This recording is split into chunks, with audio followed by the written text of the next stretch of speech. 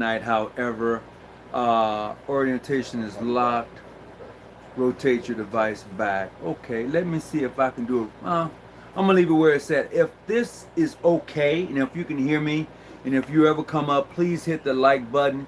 Please let me know if you're able to hear me in the chat. I certainly would appreciate it. First of all, I want to welcome everybody to the night live. So we're talking about the General Masonic Congress. I know many of the brothers of the craft who are part of the ancient, free, and accepted Masons. Many of you are have a connection with a General Masonic Congress, and that Congress is then connected with a Supreme Council. So tonight, my focus is going to be on the General Masonic Congress and how did it come to be. Well, my primary source for tonight's conversation is going to come from the archives of the United Supreme Council for the Western Masonic Jurisdiction. It is also going to come from the Conference of Grand Masters, PHA, and it's going to also come from the PHO, Prince Hall Origin. So that is where I got my information from. So once again, tonight we're going to be talking about the General Masonic Congress. If you can hear me okay and it's not too low, would you please hit the like button or the yes, or let me know that you can hear me as far as in it. Blessings to you. Blessings from the East Coast. Welcome. I know it's late. I had to come on. Somebody was asking me if I was going to do a live, and I said I'm going to go ahead and do this. I've been wanting to do this particular live for some time in regards to the General Masonic Congress. So when I look at the General Masonic Congress, thank you, I appreciate that. When I look at the General Masonic Congress, what I try to do is to find out, this ideal of the General Masonic Congress. Where did it come from? How long this ideal has been around? And particularly speaking toward it in regards to the ancient, free, and accepted Masons. And I say that because in most of our Masonic jurisdictions, most, if not all, of the Grand Lodges that I've come across have a direct connection with a General Masonic Congress. Whether it is the original General Masonic Congress, or John G.Jones General Masonic Congress, or it just may say a General Masonic Congress. We have to realize, how did this become such a connection with the Supreme Council? And so in looking at that, we need to be able to identify, how did this come to be? And so my sources, once again, my primary sources, once again, is going to be the archives of the United Supreme Council for the Western Masonic Jurisdiction. And then my next is going to be the Conference of Grand Masters, PHA, Prince Hall Affiliation. The next one is going to be the National Grand Lodge of PHO. So I was able to go and just look and see, okay, so where did this idea come from? All right. So I'm going to go into this, and I hope that you're going to be able to get something out of this tonight, and go and do your own research. You don't have to take my word for it, but do your own. And I could tell you this, that the ancient, free, and accepted Masons amongst African American is a very complex history. It has a history, but it's complex. And it's complex because of the many scrimmages or splits that have come down the line, okay? I would challenge any brother of the craft. Do your own history on your own Masonic jurisdiction and see how you got to be where you're at. And lean on that. Lean on that. Don't worry about what other people may say. Understand this. Your Grand Lodge has a history. Someone has to put that together. So I'm challenging you to tell your own story of how you got to be where you're at. Plain and simple. There's no thrills to that. It is up to you to tell your story about your jurisdiction, how you got to be where you're at. Okay? So with that being said, we're going to start off in the year 1887. And the reason we're choosing the 1887 is because that is the year of the National Masonic Convention, which was held in Chicago to establish a National Bureau of Information and foster communications between jurisdictions. Once again, I'm going to start off with the year 1887, the National Masonic Convention that was held in Chicago to establish the National Bureau of Information to foster communication between jurisdictions. Now, I want you to understand this. John G. Jones did not have an issue with what you would call Prince Hall affiliation. He didn't have an issue with them. You know why? Because they were not in existence at the time. The only other organization that was in existence during that time was the National Grand Lodge. I'm going to say this again so you can hear me clearly. John G. Jones did not have an issue with modern day Prince Hall affiliation. They were not in existence at the time. The only other organization that was existent at that time was the National Grand Lodge. John G. Jones and Captain Matthews, they had issues. Yes, indeed, they had issues. They could not stand each other. John G. Jones had an issue with the National Grand Lodge. He really did. That's a fact. You go do your research, and you can do this for yourself. You don't have to take my word for it. They had issues with each other. Now, with that being said, during the 1897 convention that was held in Chicago, that was to bring order. Okay, that was to bring order. Now, we all have heard of the 1877 debacle when the National Grand Lodge was to supposedly shut down, and they did not shut down. They continued to operate. They just were not as strong as they once were, but they continued to function and to do Masonic work. Let's go into 1887. We see that the National Convention that was called in Chicago, this was called to foster relationships amongst the craft, okay? Then in August 9th, 1889 in Cleveland, Ohio, John G. Jones himself, along with other Masons, because one man can't do it. We can put him as the face and as the leader, but you don't do things by yourself, okay? But it was in August the 9th, 1889 in Cleveland, Ohio, John G. Jones and others organized a body under the National Masonic Congress. Listen to what I'm saying. It was called the National Masonic Congress. First, you had the National Masonic Convention, okay? That was to foster relationships between Masonic jurisdictions, all right? Then in 1889, a few years later, you have what you call, I gotta call her back. You have what you call the National Masonic Congress, okay? It went from a convention to a Congress, and that is August the 9th, 1889.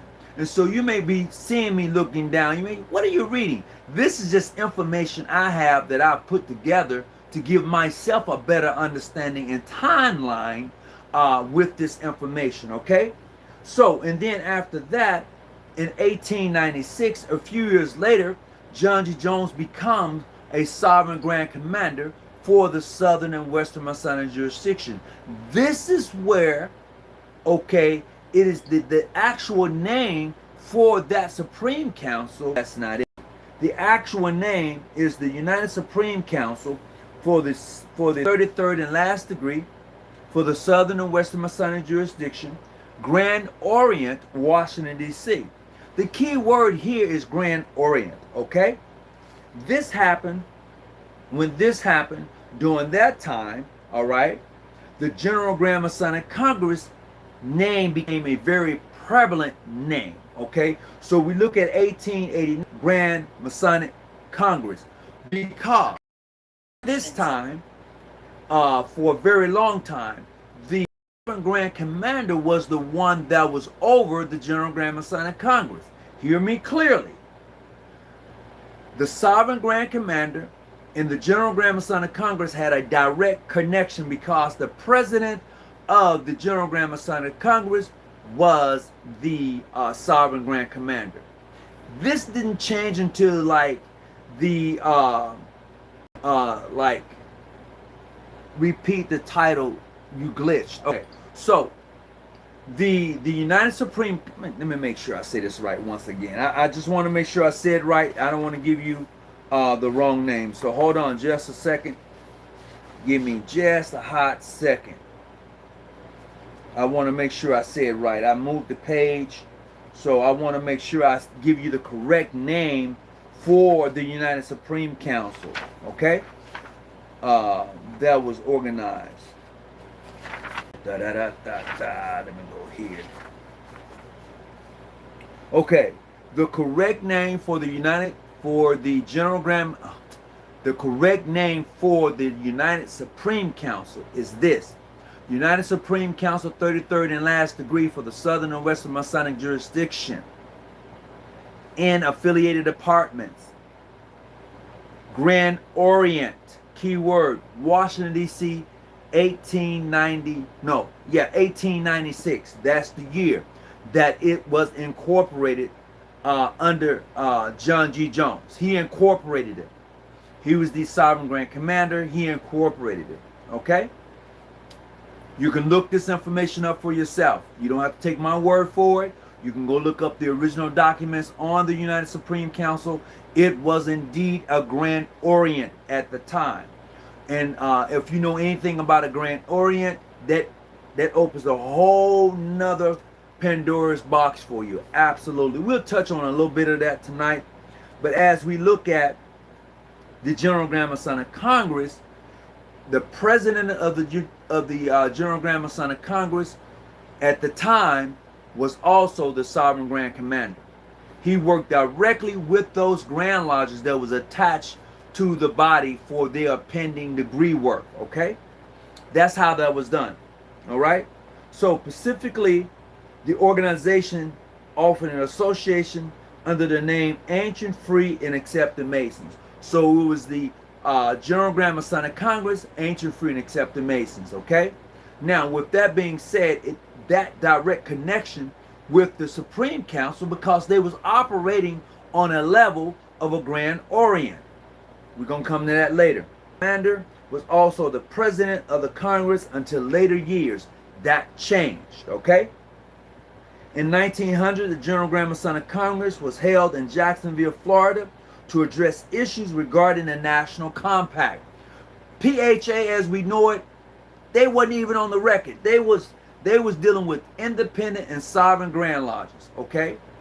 PHA, as we know it, was dealing with independent and sovereign Grand Lodges. They hadn't even gotten their act together. Okay?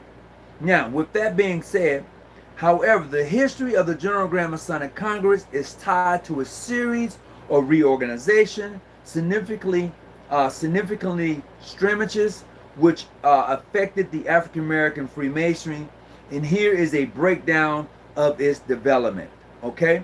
So with several different splits that has occurred within the Ancient, Free, and Accepted Mason framework in dealing with the General Grand Masonic Congress and the United Supreme Council, this is what you get. You get spaghetti. You know, it's all intertwined. It is a very complex history. This is why it's important for you who are part of the Ancient, Free, and Accepted Masons, predominantly African American Grand Lodges. You have to know your own history and how you came to be. It's very important that you do that for yourself. And with that being said, this is how we have come up with the General Grand Masonic Congress. All right? Whether you call it the original, whether you call it a John G. Jones, whatever you may call it, if it is a General Grand Masonic Congress, you must understand how did you get to be and all the way to now. How from then to now. So we know that the General Grand Masonic Congress, as we know it, came out of the National Masonic Convention. I'm going to say this again. The General Grand Masonic Congress, as we know it today, came out of the National Masonic Convention that was held in Chicago in 1887. And from there, you have the 1896, where Jones was elected the Sovereign Grand Commander. incorporated the Southern Western Masonic Jurisdiction, and at that time, he came up with the General Grand Masonic Congress. And after that, you go to April 27, 1896, that organization was formally organized. Okay? Once again, the General Grand Masonic Congress, as we know it today, was formally organized April 27, 1896 in Washington, D.C. Okay? The General Grand Masonic Congress was indeed part of a Grand Orient because the Supreme Council was indeed calling itself the Grand Orient of Washington, D.C. That's what it was calling itself. Okay? Now, what I would like for you to do is to go look up and see what is a Grand Orient. And when you get to know what is a Grand Orient, it gives you a different perspective, excuse me, on the ancient free and accepted Masons and who they are. Because let's face it, I'm going to be truthful with you. A lot of the ancient free and accepted Masons Grand Lodges have no idea about who they are. They don't. I'm being honest. A lot of them don't know how to track their history. And it's true. And I'm not trying to throw salt on anybody or anyone. A lot of them don't know how to track their history. A lot of them have incomplete records, so therefore a lot of information is missing. What I would suggest that you would do is to go and start doing your research on your Grand Lodge to see, hey, how did we get here? And then you're going to make a decision, you know, okay, I'm good with it, or I'm not good with it. And I tell all brothers that, know how you got to be and where you come from. Here in this Masonic jurisdiction, for any brother who wants to know, we can give them that information and say, we got here through boom, boom, boom, boom. Plain and simple. There is no trying to fool you or trying to say this or that or no, none of that. And that's how you keep your members. You keep your members by being honest with them. You keep your members by showing them your records and being able to just be open with them. Be clairvoyant. You don't have nothing to hide. And when you're able to do that, your members are going to respect you for it. Absolutely. They're going to respect you for it. Because I know, I've been around for a while now. I know a lot of Grand Lodges that have organized and they've done these things and that thing, and you're wondering, well, where did you come from? How did you get here? I get it. I get it. However, as long as it's done decently and orderly, in a fashion and manner, I have no crumbs with it. Somebody asked me the other day, Brother Tony, what Grand Lodges do your Grand Lodge not recognize? If you have no affinity with us, we don't recognize you. I mean, you can be who you are, but if we don't have affinity with you, then, you know, if we're not asking to visit with you, then we're not recognizing you. I'm going to say that again clearly. If we're not asking to visit you, if we're not asking to have affinity with you, then there's no mutual recognition between these two bodies. You know, I am a past Grand Master of my jurisdiction. I have a copy of our Constitution and bylaws, and I'm not going to violate them. Okay? If we don't have mutual recognition, we're not asking to be recognized by each other, none of that, we let that be. You know, you do you, we will do us, you know, and I think that's how it should be done. You know, I know a lot of brothers like to get in the mix and go back and forth about this and about that. Man, look, I've grown up. I've watched a lot of things happen, and some things you just have to let it be and move forward, you know, and enjoy the craft. I tell everybody, enjoy the craft. Enjoy everything that your Masonic body has to offer you. If your Masonic body tells you that we are recognized by whomever, go visit that lodge. Go over here. If you got a Masonic jurisdiction that you recognize outside of the country, go outside the country and visit. Go see for yourself. Enjoy everything that your Masonic body has to offer you. Don't be a Mason and talk about it and you've never done anything. You know what I mean? my Grand Lodge is recognized by such and such, but you've never been to such and such. I'm just saying, that's me. That's how I operate. I'm thankful that my Grand Lodge has put its members in that position to be able to travel and enjoy the craft. Every Grand Lodge should have amenity with other Masonic bodies to where their members can go and fellowship. Greetings to you. How you doing, Ralph Taylor? I appreciate you. And that's the thing. I believe that wholeheartedly, you know, as one who's been a part of this particular jurisdiction for now going on 40 years. I've loved it. I've enjoyed it. The ups and the downs. Man, woo, have I seen some things. Yes, I have. Some things I like, some things I dislike. But it never deterred me to say, you know what, I'm done. Have I thought about it? Yes. It's what it is. But the enjoyment that I've had with the craft and with the brothers here have kept me on this mission. They really kept me on this mission. So as we talk about the General Grand Masonic Congress, I want you to know that the General Grand Masonic Congress has a significant role to play. However, the presidents now of these General Grand Masonic Congress think they run the Grand Lodge. I'm going to say that again. The presidents of the General Grand Masonic Congress believe that they are in charge of the Grand Lodges, and they're not. So it is of my opinion, because my Grand Lodge was once part of a General Grand Masonic Congress, it is of my opinion, based upon my experience, that the General Grand Masonic Congress have lost their way as far as what they're supposed to be about. I'm going to say this again.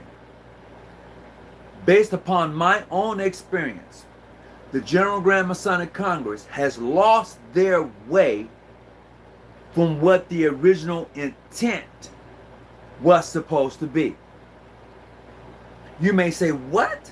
Yeah, because most presidents of the General Grand Masonic Congress believe that their power supersedes that of a Grand Master, and it does not.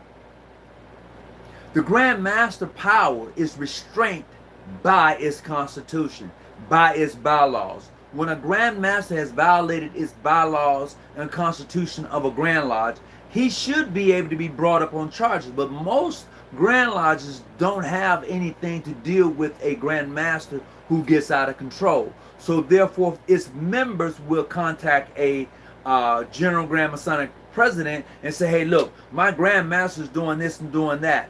So the General Grand Masonic Congress then tend to assume power that it doesn't have over a Grand Lodge or over that particular jurisdiction and say, hey, Grand Master, you shouldn't be doing this. It's not the place of the General Grand Masonic Congress to say that. It is the place of the jurisdiction to check that Grand Master. If that Grand Master get out of hand, it is the place of the jurisdiction and its members to check the Grand Master because he has violated the bylaws and Constitution. It is not the place of the General Grand Masonic Congress. But most Grand Lodges have given up their authority and said, okay, since we come up under or work with a General Grand Masonic Congress, the president tends to come into that particular realm and circumvent his authority over the Grand Lodges. If I'm lying, tell me, because I know that's true. I know it to be true because I've dealt with you for 40 years. Well, not quite 40 because we have not been a part of a General Grand Masonic Congress for the past 7. But I dealt with you for over 30 years. I can say that. I've been a part of a General Grand Masonic Congress. And I've seen how you work. Absolutely. And some of you have circumvented your power over a Grand Master. He feels as if he has no power. The Grand Master has all the power that the Constitution of his state and bylaws give him. Now, if the Grand Master gets out of hand, the Constitution and the bylaws should be able to check him. The Grand Lodge officers should check him. should there be a document stating that you gave up some of your sovereignty.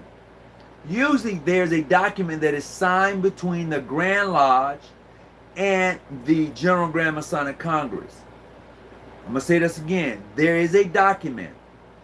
I know when I was part of a General Grand Masonic Congress, there was a document that was signed between the Grand Lodge and the General Grand Masonic Congress. Okay? There was also a document that was signed between the Grand Master and the Sovereign Grand Commander. Because the membership from your Grand Lodge is circumvented through the Supreme Council, the Lodge of Affection, the Knights of Templars, the Knights of Malta, the Shrine, the 33rd degree, your consistory, all of that, you have to go through the Supreme Council to get those degrees. You don't go through the General Grand Masonic Congress to get those degrees. You go directly to the Supreme Council. So my Grand Lodge had an agreement with the Supreme Council. That's where we would get our members from. And it had an agreement with the General Grand Masonic Congress that we would be part of this Congress that had multiple Grand Lodges within its framework, and we would all have this mutual recognition among each other. However, once again, the president of these congresses, y'all get out of hand. Y'all do. Absolutely y'all do. You think that you're the last word over a Grand Lodge, and you're not. You can help to formulate, you can do installations, you can do all that only at the invitation of the Grand Master. However, once again, most of you Grand Lodges that are part of a General Grand Masonic Congress, you give that up, because what happens is that a General Grand Masonic Congress president comes into your state, he act like he owns the state. It's true. I'm telling you what I know, not what I think, not that what I believe. I've been a part of a General Grand Masonic Congress, and I've seen how you operate. And all of them may not operate that way, but the majority of you do. It's what you do. When I was with the National Grand Masonic Congress, I seen President remove Grand Lodge. Yeah, I've seen it too. And that's illegal. You can't remove an elected Grand Master from his position. It is up to the state to do that. If that Grand Master gets out of hand, the Grand Lodge officer can say, hey, look. According to our Constitution, you are out of hand.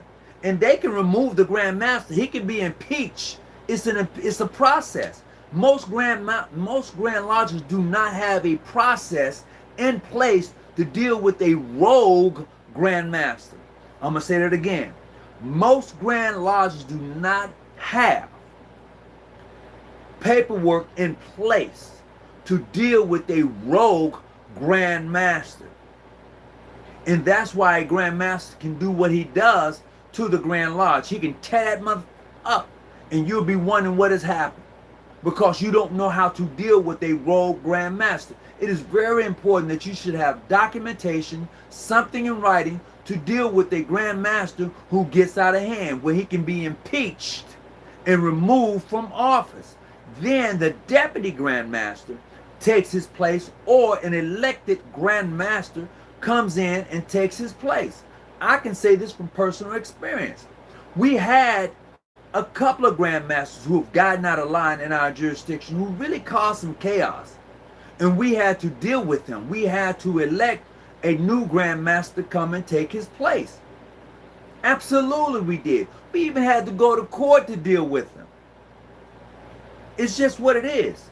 It happens. You know. Greetings to you and welcome to the live tonight. Should there be, yes, again, there should be documentation. Thank you for coming in. I appreciate you coming in. If you have questions and you want to call in tonight, certainly you're welcome to call in. As a matter of fact, I'm going to give you a phone number right now. If you want to take this phone number down, you can call in tonight and ask your questions. It can be area code 858 707-5582. If you want to call in tonight, certainly you're welcome to do so. And if you got questions, I'm here. We're speaking on behalf and in regards to a General Grand Masonic Congress or a Council of Grand Masters or Council of Grand Lodges. Greetings to the most wishful John G.Jones, Grand Lodge of Mississippi. How you doing? Glad to have you on tonight. So if you got questions regarding a General Grand Masonic Congress, just hit me up. That number is going to be 858-707-5582. You're certainly welcome to pop in and ask your question regarding a General Grand Masonic Congress, because let's face it, a lot of these General Grand Masonic Congress feels that they run the state, and they do not run the state. It wasn't until I'll say 1945, 1946. It wasn't until, no, it was a lot later than that. I'll say this.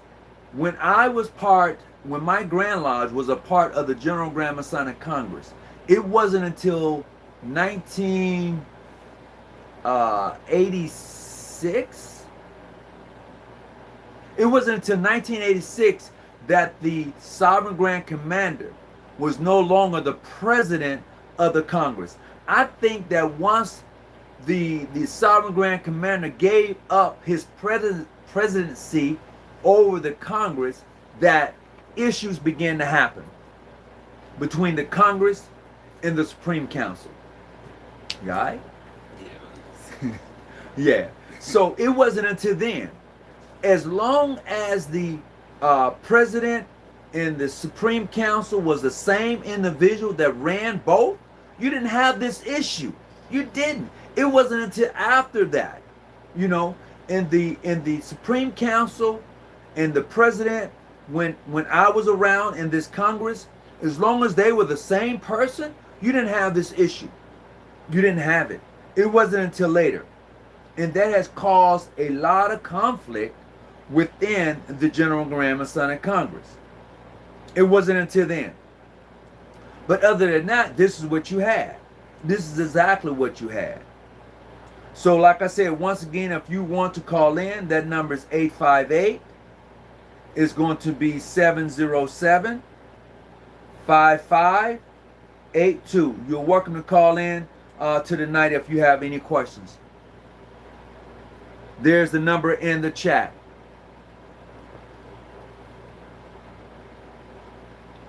What is the role of the President General? The role of the President General is to bring unity amongst the Grand Lodges that formulated that General Grand Masonic Congress, to make sure that everybody was in sync. We're using the same Masonic ritual. We're doing pretty much the same Masonic opening.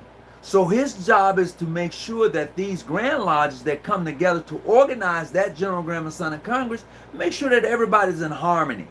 Now, what has happened is that he has begun now to assert his power. I am the President General. I oversee the General Grand Masonic Congress. And that's not necessarily true. That is not necessarily true. Greetings and welcome aboard. All right, what is your question for tonight? Okay, so my question is, all right, so if a President General can't remove a Grand Master from the seat, what is that Masonically called? Repeat that. You say if he can't remove him? So, right, what I'm saying is basically if it's illegal for him to remove a Grand Master from his seat, what would that be Masonically called? Like, is that some type of jurisdictional infringement or something? Yes, it's absolutely jurisdictional infringement. You're absolutely correct. Because the Grand Master was elected by its members. He was not elected by the General Grand Masonic Congress. If he was elected by the General Grand Masonic Congress, then yes, they can remove him, but he was not elected by them. Okay. Now, okay, one more question, and I'll be good. So, now, does that go for, let's say, could he remove a worthy Grand Matron? No, no. The General Grand Masonic Congress has no authority to remove any elected officer in any state. Wow. Okay. He doesn't have the he doesn't have the power. Okay. So they're not an authoritative body. No, they're not. The General Grand Masonic Congress has no authority or power. It doesn't issue charter. A General Grand Masonic Congress is not supposed to issue any charters. Okay? It doesn't. The only thing it can do is legislate and bring together those Grand Lodges and say, hey, this is who we are. This is the ritual that we will use. This, you know, it coordinates things. It can't tell you what to do in your state. It doesn't have the power over your state. However, there are Grand Masters who will give that authority to that General Grand Masonic Congress. Okay. Absolutely. That would be really one of the only. That would be one of the only ways legally that they could actually come into your state. Correct. If your Grand Master was to give. Correct.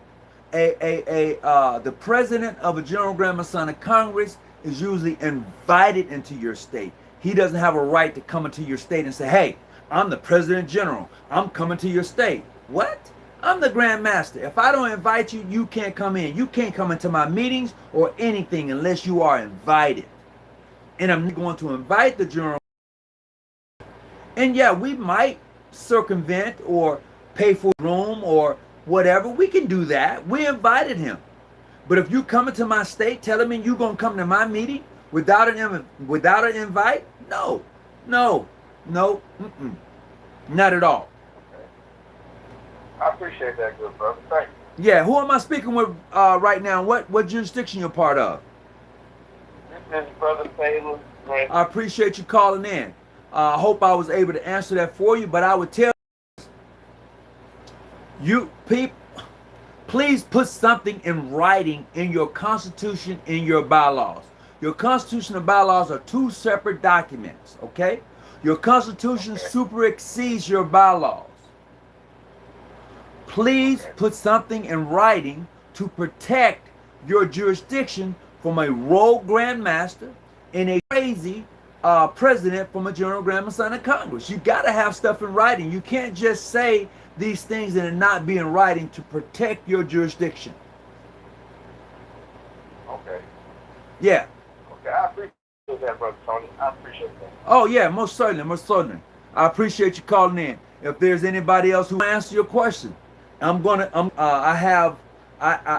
do that because I know that a lot of these General Grand Masonic Congress and these Grand Masters, man, y'all lose it. Y'all lose it. What I would like to see, here's what I would like to see. If there is more than one ancient, free, and accepted Mason, Grand Lodge, and a state, I would like to see you guys unite. I didn't say come up under one umbrella. I didn't say that. I'm not even asking you to do that. What I'm asking you to do is that each Grand Lodge should get to know each other. Begin to work together. Or if you are ancient, free, and accepted Mason, I don't care whether you're in California, Louisiana, Mississippi, Alabama, Georgia. I don't care what state you're in. If you are predominantly African American, you saying that you are ancient, free, and accepted Masons, I'm asking that you reach out to each other and begin to work together in that state. Absolutely.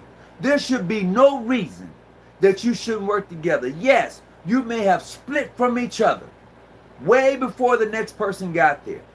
But that doesn't give you any reason that you couldn't come and work together for the benefit of your community, for the benefit of your organization. As a matter of fact, you could put on a grand event together. You can call it the Ancient, Free, and Accepted Masons from the Grand Lodge of Georgia. You came together, you put on this event to benefit your organizations. Absolutely. There's no need of you being in these states and you don't know who each other are or is. Man, I know in California, there's about 4 to 5 ancient, free, and accepted Mason Grand Lodges. And I'm looking forward to working with them. As being the ambassador of this jurisdiction, I look forward to working with the Most Wishful Sons of Light. I look forward to working with the Most Wishful Harem Grand Lodge of California.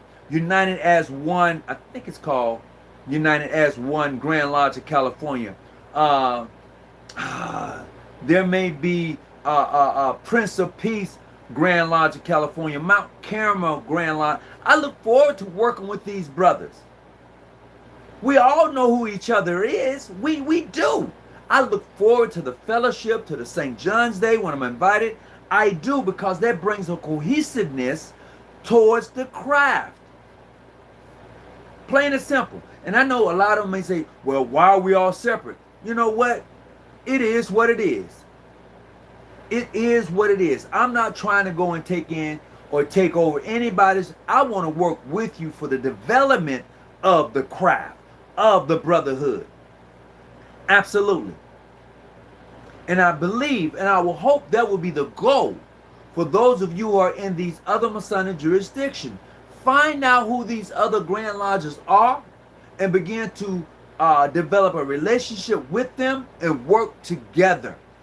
And I'll tell you, it'll be so, and invite them to your session. As a matter of fact, here's what I'll do now publicly.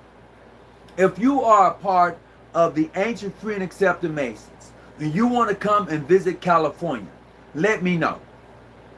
I will personally send you an invite on behalf of the Grand Master. Absolutely. You are welcome to come visit the state of California. If you are Ancient, Free, and Accepted Mason and you're traveling and you want to visit here, reach out to me. We'll open the door for you. Absolutely. We can do that. Tell me what Grand Lodge you're part of, and we're going to go from there. Talk, we would sit down, we would hey, open that door, you know, and once we have done that, then I would say I can vouch for this brother. Certainly, I know of his Grand Lodge, blah, blah, blah. I'll vouch for you. Absolutely, if you're going to come to California, Southern California, Los Angeles. Absolutely. And this is why it's important that we develop these relationships amongst ourselves. You don't have to stop waiting on somebody to do this for you, and do it for yourselves. Nobody is coming to put you together. You got to do that for yourself. You have to put yourself together. You have to develop and strategize and work out a relationship with other Ancient, Free, and Accepted Masons in your state. I will commend Chicago. Chicago has a brotherhood of Grand Lodges of the Ancient, Free, and Accepted Masons. Now, they all have had their issues with each other, but however, they do have this camaraderie amongst themselves. And I can appreciate that. The Brotherhood of Grand Lodges out of New York, that's another one. I don't know if they're still active or not, but there used to be a Brotherhood of Grand Lodges of New York. Absolutely. Where the Ancient, Free, and Accepted Masons, they all came together and they fellowshiped together. There's no reason why we can't do that. I know we've had our issues, but there's no reason amongst the Ancient, Free, and Accepted Masons that you can't come together and have that fellowship amongst each other. Stop allowing people to pit you against each other. Stop doing that. No. Now, I can agree to disagree with you, but I'm not going to let someone put me against my brother. I'm not going to do that. Absolutely not. People say, well, once again, Brother Hawkins, who you recognize and who you don't. If you are not willing to abide by your own constitution and bylaws, if you are just totally out of line, I'm not going to deal with you. I'm not. Plain and simple. Not going to deal with you. So no, we're not going to accept or recognize you based upon that. So look, I've been on here a little while tonight. If you want to call in, I'm going to be on here another 15 minutes. If you want to call in, you're certainly welcome to call in. Tonight, we're talking about the powers of a General Grand Masonic Congress, the whole thing. And like I said, based upon the history of the General Grand Masonic Congress, where it came from, how did it come to be. We've discussed that earlier in the show, so you're going to have to go back and check it out, pencil it in yourself. But let me just give you a rundown real quick so you'll have an understanding of tonight's conversation and how we got to be here. So when we talk about the General Masonic Congress, we're going to have to go back to, let me see, I want to make sure, I have this in my phone, so I want to make sure I go back. So if you're going to talk about the General Masonic Congress, you have to go back to 1887 to the National Masonic Convention. And then after that, you're going to go to August the 9th, 1889, Cleveland, Ohio. Okay? This is where John G. Jones organized the body under the name National Masonic Congress. And then you're going to go there to 1896. This is when the coming of the Supreme Council, Southern and Western Masonic Jurisdiction, the Grand Orient, Washington, D.C. Like I told you before, go look up the word Grand Orient. And then you're going to see the formation of the General Masonic Congress, April 27, 1896. And then we're going to understand that the General Masonic Congress and the president was the same person. The Sovereign Grand Commander was the president of the General Masonic Congress up until the late 1900s. Okay? And I say late because in the jurisdiction for which I was a part of at the time, okay, working with a General Masonic Congress up until the year 2016. Yeah, I want to say 2016.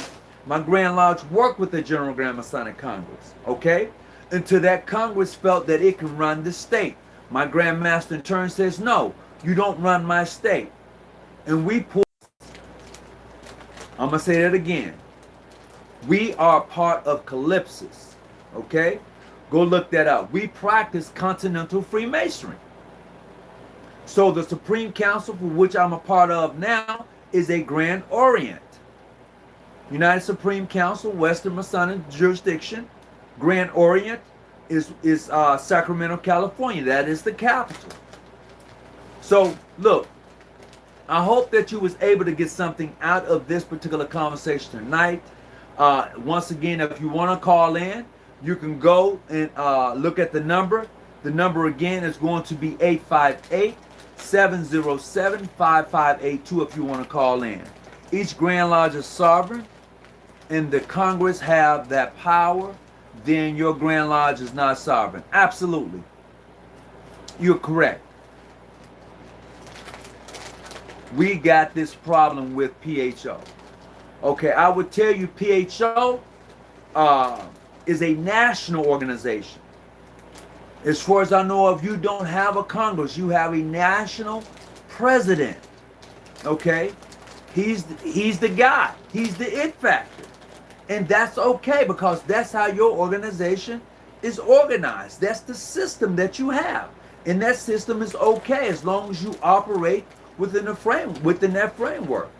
The National Grand Master has authority over the whole caboodle. He has it's in your Constitution. If you are a part of the National Grand Lodge, please read your Constitution. Read it. That would help you to better understand your structure. There's nothing wrong with the structure of PHO. There's nothing wrong with it. It's been there for over 200 years. Okay, but it's split. You have to understand, why did it split? Now, I have a close relationship with Tyrone Montgomery. I do. And I know the past president, Singleton. Okay? I also have a relationship with Brother Lewis. I know of him. We have had conversations on the phone. So I have an idea of why it's split. You can't circumvent your Constitution. I'm going to say this again. You can't circumvent your Constitution. It's the thing that holds you together. Plain and simple. I won't go into details, but I'm just saying you can't do that. All right? Can't do it. So with PHO Grand Lodges, are they sovereign? I can't answer that question because of your structure. I'm an outsider. You have a national Grand Master. Your Grand Lodge elects your Grand Masters. On top of that, your National Grand Master, listen to the term, oversees the Grand Lodges according to your Constitution. And I would tell anybody to go look at it. Brother G.C. Williams is a part of my Congress. History as well as my Supreme Council. Do you know where I can find information on him? Certainly. Certainly. Absolutely I do. As a matter of fact, G.C. Williams was a part of my Congress. And he was the president of the Congress and the Sovereign Grand Commander. Absolutely I know about G.C. Williams. Yeah.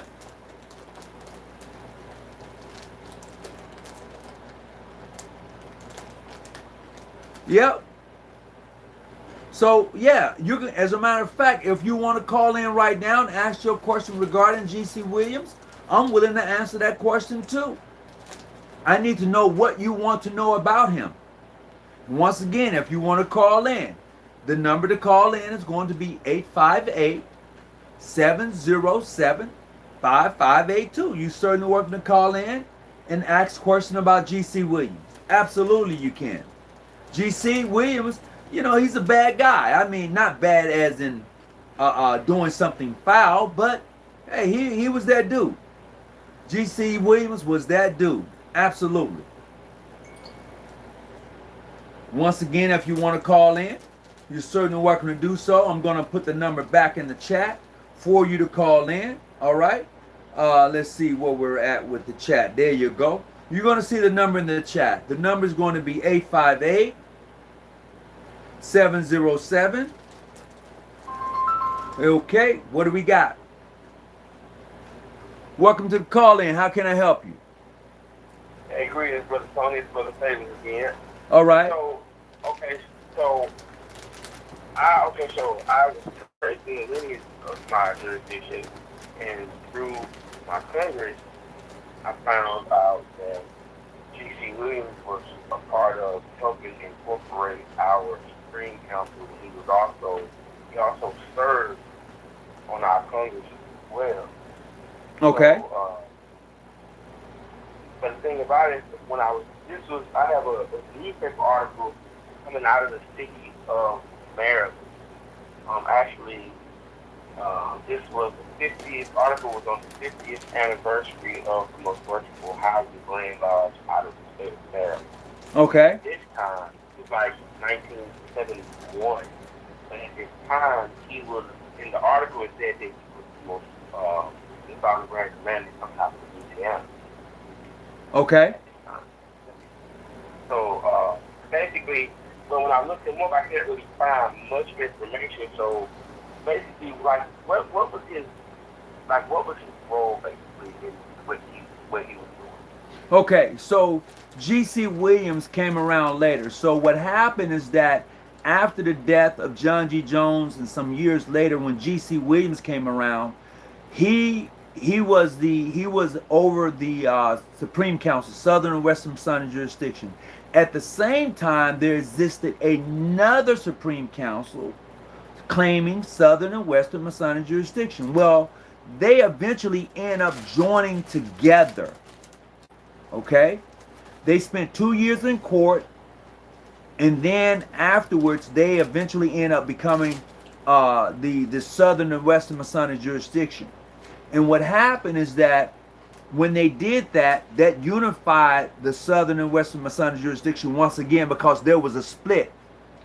Okay? But they spent about 2 years in court. They came together. They said, okay, we're going to stop this. And they did. But another split happened in No, in 1946, another split came along. So, with J.C. Parker being the president, general, and the sovereign grand commander at the same time. So, even after that, you still had that issue. But yeah, he was a guy that came along and really united the Southern and Western Masonic jurisdiction during that time. He was a cool dude. He saw a vision. He united the craft, and like I said, in 1946, another split happened. And I was part of that same Congress. My Grand Lodge was part of that same Congress at the time. Did I lose you? Are you still there? No, I'm still here. Yeah. I'm just So, yeah, and hold on just a second. I have some information that will probably help you out. Hold on.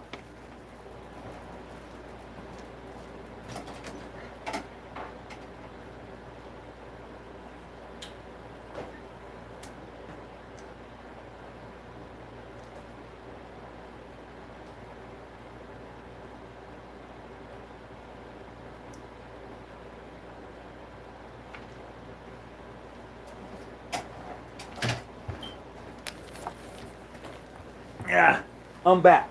So, with that being said, all right. So, I have a list of every president that was a sovereign grand commander, and also the president over the Congress. So here's the list. I'm going to start off with John G. Jones from 1895 to 1914. He was a sovereign grand commander and also the president of the Congress. Next, we're going to have Steelyard, B.H. Steelyard, 33rd, 1914 to 1916, West Virginia. We have the Honorable T.J. Crooney from out of Mississippi, 1916 to 1918. You have C.L. Mitchell out of San Antonio, Texas, 1918 to 1926. Then you have the Honorable G.C. Williams from 1926 to 1936. He was out of Shreveport, Louisiana. Then you have J.C. Parker. This is where a split came in. J.C. Parker was the Sovereign Grand Commander from 1936 to 1942. That was a split. Then you have, for the Supreme Council, you have Honorable Charles H. Isaac, 1942 to 1949. This is in the jurisdiction for which I was in. As you would notice, I'm telling you about different splits, okay? Then you have the Honorable H.B. Turner, 1949 to 1968. Then you have the Honorable Clarence Wyckoff, 1960. Okay. No, I know he comes out of Maryland. Yes. I know him very well. I know him very, very well. Correct. Clarence Wyckoff, he is connected to a brother by the name of John V. Thornton. Yes. Thornton, yes. John V. Thornton, yes. Yes, as well as there's an actual list of them. So there's another brother by the name of Floyd Clark. Floyd Clark came from Virginia, but Charles J. Clark, yes. Yes, he was like the third Grand Master for Highland. Now Floyd Clark, when he left Maryland and went to Virginia and created the most versatile Highland Grand Lodge in Virginia, he eventually merged with another Grand Lodge, but that Grand Lodge gave way to a list of Grand Masters, and there was another brother by the name of William Tyree. He had lodges in Georgia under dispensation. Those lodges eventually came together and created a Grand Lodge, which became more versatile Canyon Grand Lodge, my Grand Lodge. Okay. All right. Well, there you have it. Well, see, and like I said, I have a complete list. So in 1988, when Charles J. Clark became the I'm gonna go back. when William R. Well, Dames, that's him. huh? That's my President General. Who? Clark? Charles J. Clark. Okay, Yeah. so this is what happened. In 1996, there was another split. So you're with the original General Grand Masonic Congress, am I right? Yes. Okay, that split in 1996. They was huge. Let me tell you, that Congress, they had over several thousand members. Hear me clearly. They was the yeah, man. They was that. Absolutely. They built schools in Africa. Yeah, I got the articles. Wow. They had schools in Africa. They had a lodge in England. I got the pictures. Wow. Bruh, Wow. they was I huge. That information, man. I've been searching. The only thing I've been able to really find is so from learning about Floyd Clark, that led me to the state of Maryland, and then from the state of Maryland, that actually led me to the state of New Jersey, because it was I think it was like maybe the early 1920s, like 1921 or something like that. That the most worship, the Grand Orient of New Jersey. It was said in the newspaper article that they killed nearly 100 brothers. Basically, this was what happened in Maryland in order for them to create the Grand Lodge there. Okay. So they killed nearly 100 brothers, and they but from that they created three lodges, and they had like a convention or something like that, and then they ended up creating the Grand Lodge. As a matter of fact, I'm looking at the paper right now. What state are you in? That No, the name of that newspaper. what state are you in right now? Say what state that was in? No, what state are you in? Oh, I'm in Georgia. Okay. Yeah, I'm in Georgia, but what it was called? I think it was called it was called the Baltimore Afro-American. That was the name of that newspaper. Okay. You go to that. Yeah, look that up, and you will see it's going to have the history. Like, it's going to show the 50th anniversary of the Hiram Grand Lodge, ancient Greek destination, and it's gonna give you the story of how they came together. It's going to actually show you a picture of then the mayor at that time that gave Francois called John B. Thornton an award. And so when I looked at the picture, I just so happened to see that Jesse Jackson is also in the picture, and his name is on the bank. He was a member of the banquet committee. So I'm not sure if he was a part of the Grand Lodge as well, but, you know, I'm assuming that since his name is if he's a part of the banquet committee, but not 100%. Who, Jesse Jackson? Yes. Okay, Jesse Jackson was a member of Prince Hall Grand Lodge out of Illinois. All right, so I want you to check out that source, the Baltimore Afro-American, and look up that 50th anniversary. You're going to see a picture of him with the most worshipful Hiram Grand Lodge, and his name is listed under the member. Okay.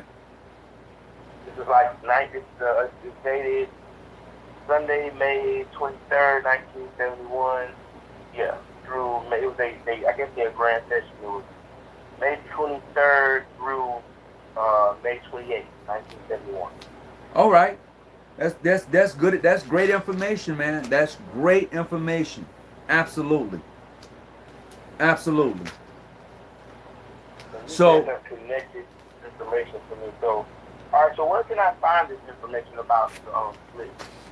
Well, I'll tell you what okay.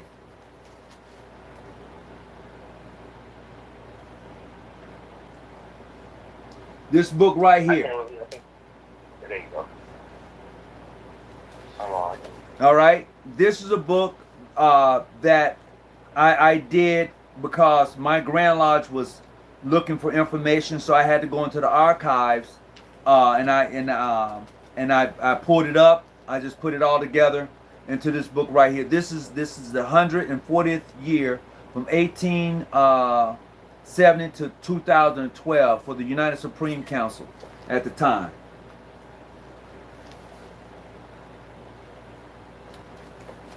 So yeah. So this book right here, it really deals with my Masonic jurisdiction, but however, when I started to really go in depth on a lot of stuff, I found that we was all connected. I was Yeah. like, shit. Yeah, we was all connected, man. We was all connected. Wow. Absolutely. So when I started calling out names, you was like, yeah, I know that name. Yeah, we was all connected. Yeah. Absolutely. Hey, that's what I like. That's what I like. We're actually, well, I've heard on your show, and I've seen a couple times that you have my brother Yancey on there. Oh yeah. He's out of California. The most sons of like California. Yeah, that's coming out there actually at the end of July for our spring. I will see you there. Look for me. Yes, sir. Yes, sir. Yeah, yeah. Look for me. It is my hope and my desire that everything goes well, and I'm definitely there. Absolutely. Yes, indeed. Yes, indeed. All right, brother Tony, man, I really appreciate that, man. We have our midwinter session actually this week, so I'll be leaving in the morning for Virginia, and I should be seeing brother Yancey there.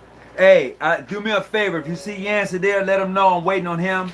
Also, if you see my brother from Pennsylvania, Keystone Grand Lodge out of Pennsylvania, Grandmaster Darius Green, I made him a 33rd.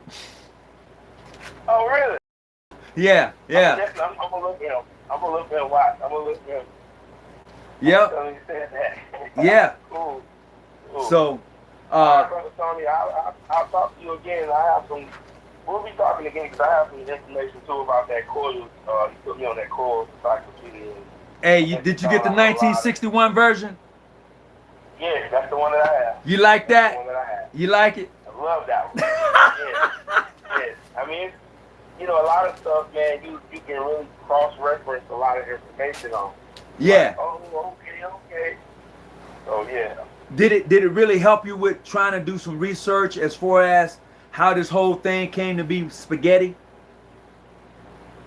It actually did, but the thing about it was that, I guess the late 1800s, there was a lot really happening in our side of history, I would say, because just some of the things that I was able to discover outside of that, it was like, damn, there was a lot of stuff going on, a lot of moving around going on. A lot of moving around. So yeah. I tell people this all the time, and I'm gonna get ready to go. See, people often think that PHA has been around for all once ancient, free, and accepted Masons in a lot of their jurisdictions. Absolutely. The Grand Lodge of Illinois, ancient, free, and accepted Mason, they were once they changed their name to Prince Hall Affiliation, Free and Accepted Masons. Okay, just like the Grand Lodge of Alabama, Prince Hall Affiliation, they were once ancient, free, and accepted Masons. So they changed the name to Free and Accepted Masons to separate themselves. Okay, and this happened in Hot Springs, Arkansas. According to their own history, according to their own writings, they did that. Because they merged with what you would call independent or sovereign Grand Lodges. That's what they did. There was no such thing as PHA in the 19th. It was only the National Grand Lodge and the General Grand Masonic Congress.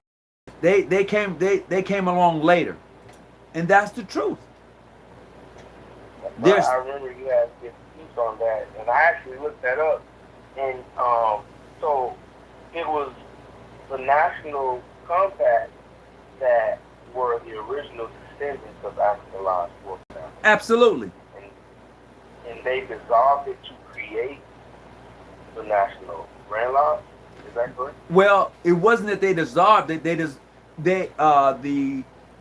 The Prince Hall Affiliation Grand Lodge of Boston, Massachusetts, is what I would consider African Lodge 459. Because they had, okay, according to history, according to what I've read, they dissolved 459 in order to organize that Grand Lodge out of Boston. And then the National Grand Lodge issued them a charter. Okay. That's how. Okay. And the brother you had on the show, brother Alton Roundtree, I think I hope that's correct. In his book, Out of the Shadow, definitely believe there was some major information coming out of that book. Oh yeah. And yeah, that was pretty interesting. Even with some of the dates, all the information that I read, research and print files, they were all saying, 1775 date. But out of his book, he said 1778. I was like, that's significantly different from what majority of people today. I would say this. I would say this. We need to stop. And now when I say we, I'm specifically speaking in regards to ancient, free, and accepted Masons. I believe that once we begin to develop these relationships amongst ourselves, and then begin to put down your own history, write your own story. Stop allowing people to write your story, and make sure you got that archive, and move on forward. Forget all the noise that you hear. Forget that. Once you begin to do that for yourself, your Masonic journey becomes a lot clearer.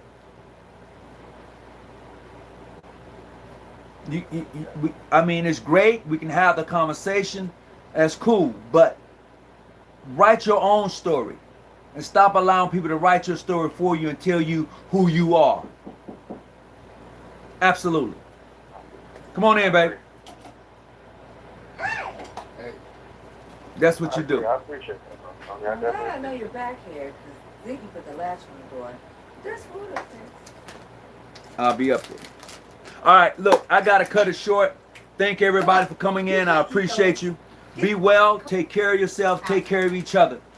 Until next time, whatever you do, stay out them damn bushes and keep that light on. Peace and be well, brother. Thank you for calling. All right.